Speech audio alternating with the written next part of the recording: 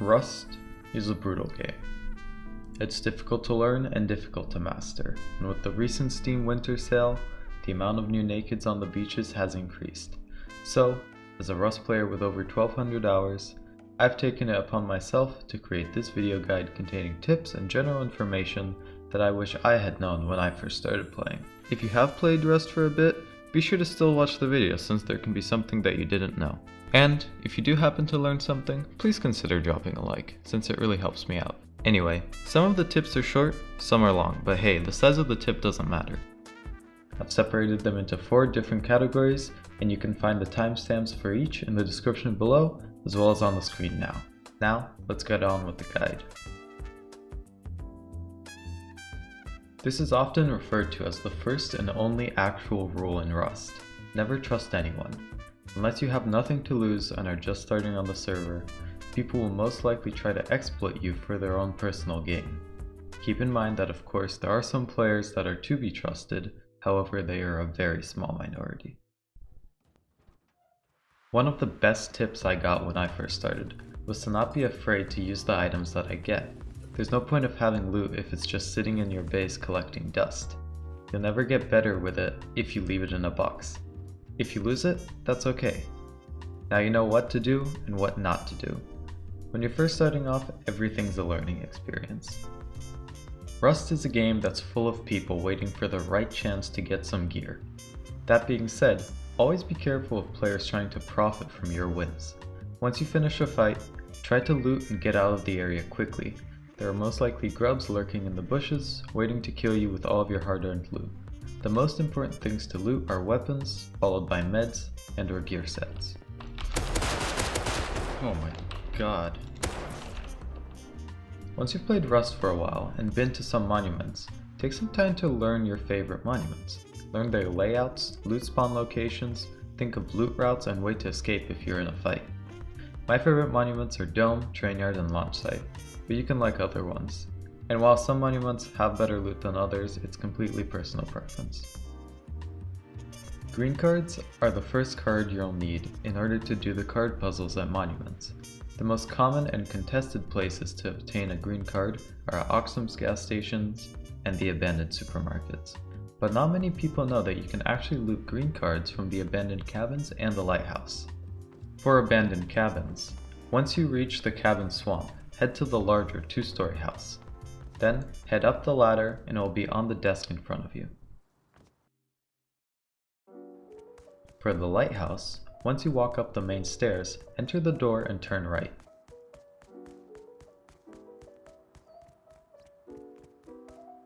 You'll find one brown box, and on the desk in the corner, you'll find the green card. Ladders in Rust don't work like ladders in most other games.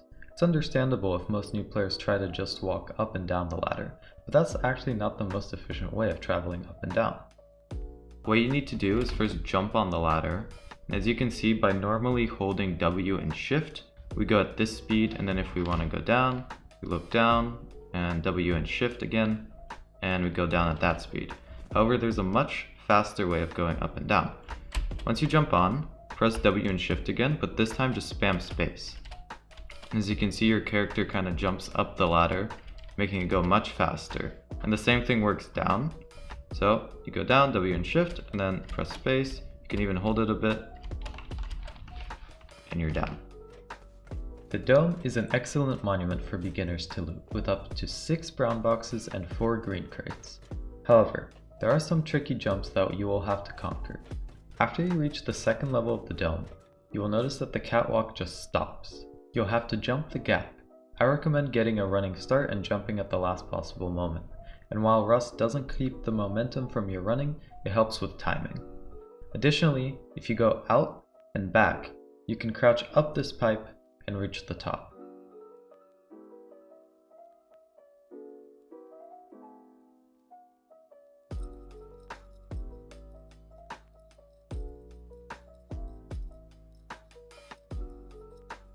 Throughout the Rust Island, there are monuments scattered all over, and every monument has a different amount of radiation. That radiation therefore prevents players with inadequate radiation protection from entering the monument.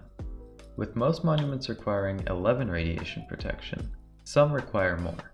So, if you want to venture into a monument, be sure to have at least 11 rad protection. In Rust, there are two types of wipes: map wipes and forced wipes, also known as BP wipes. Map wipes on most servers happen every week, and they allow all players to have the opportunity to start fresh. The only things that are kept are the blueprints, which means if you research something in a past wipe, you won't have to research it again.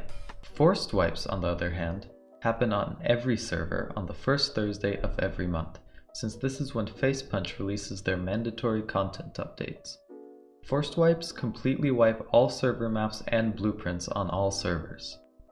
If you find yourself with a high amount of radiation poisoning, you can actually remove it by drinking water.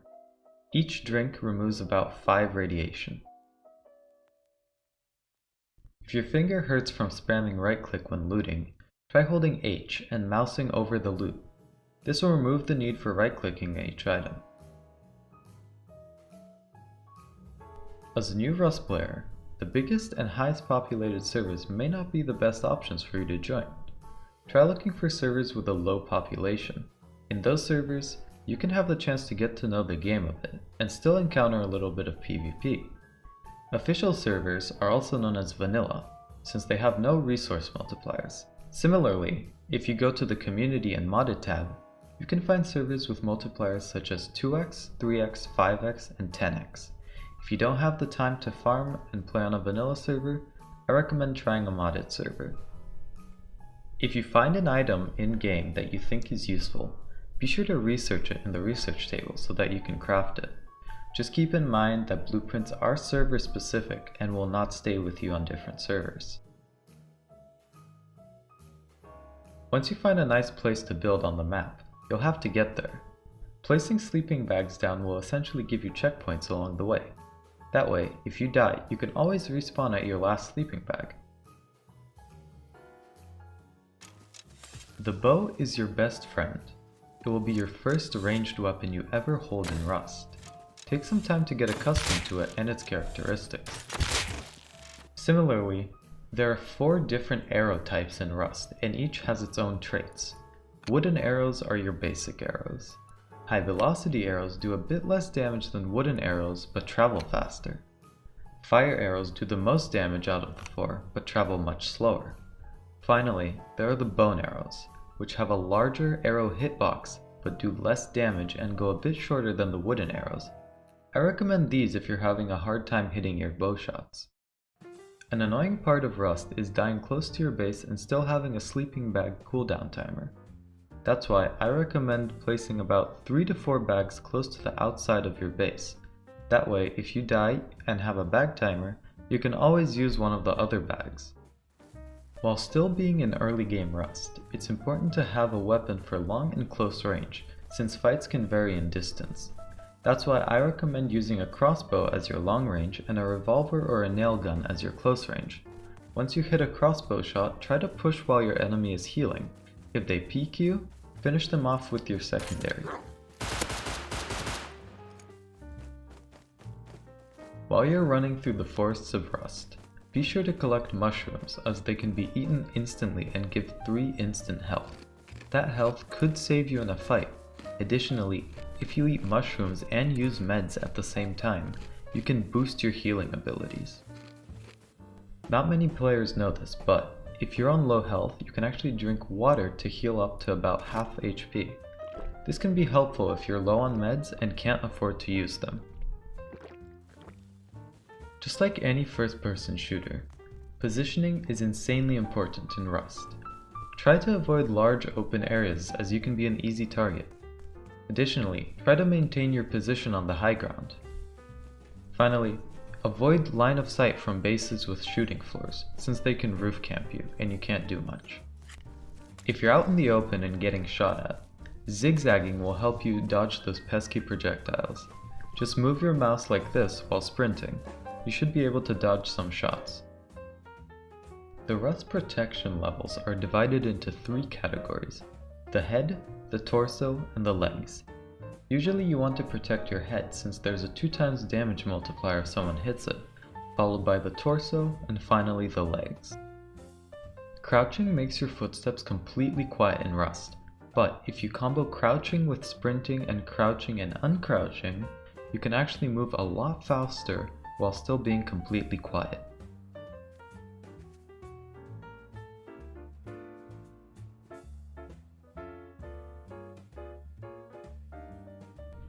Every base that you build should have a proper door block airlock.